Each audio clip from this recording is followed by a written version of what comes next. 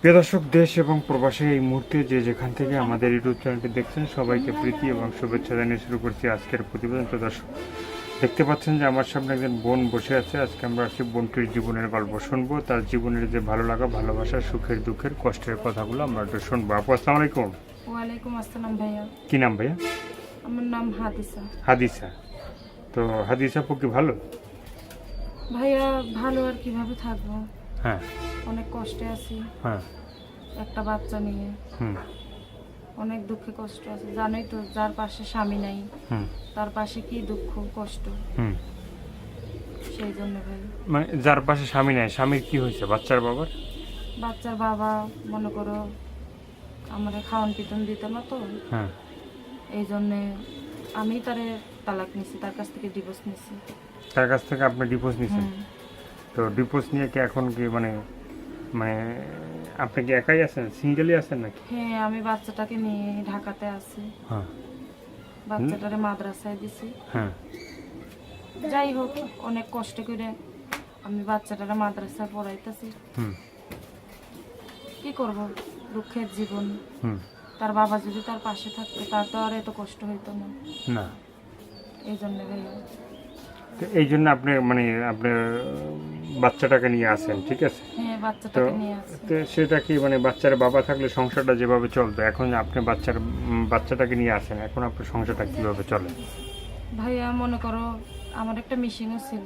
হুম লকডাউনে ওই মেশিনটা আমি বিক্রি করে ফেলছি অনেক হ্যাঁ। অভাবে পড়ে। জানোই তো, লকডাউনে অনেক মানুষের অভাব গেছে। হুম বিক্রি করার পরে এখন আমি কি করব, এখন আমি পরের বাসায় মেশিনের কাজ করি।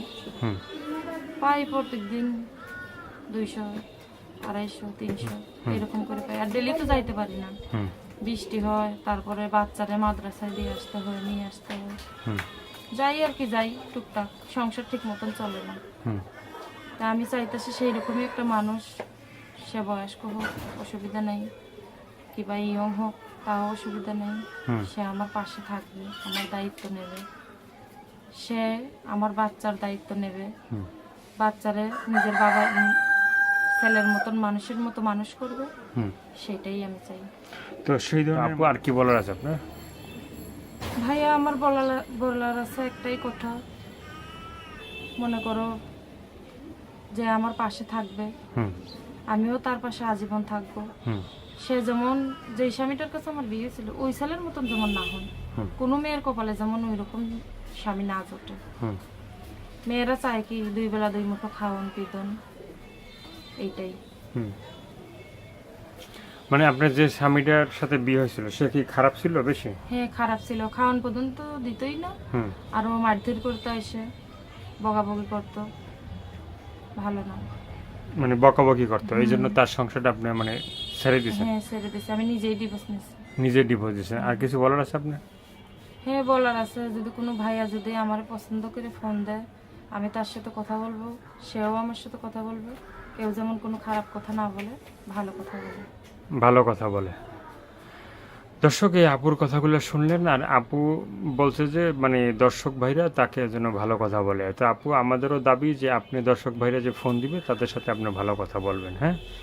তো দর্শক, আপনারা ভালো থাকবেন, সুস্থ থাকবেন, 5 ওয়াক্ত নামাজ পড়বেন, দেশটাকে বেশি বেশি করে ভালোবাসবেন। আর এই আপুটিকে দেখার পরে বা কথা বলার পরে যদি কেউ সাহায্য সহযোগ করতে চান, যে যেটা করবেন সেটা আপনাদের একান্তই ব্যক্তিগত ব্যাপার। ভালো থাকেন, সুস্থ থাকেন, আল্লাহ হাফেজ।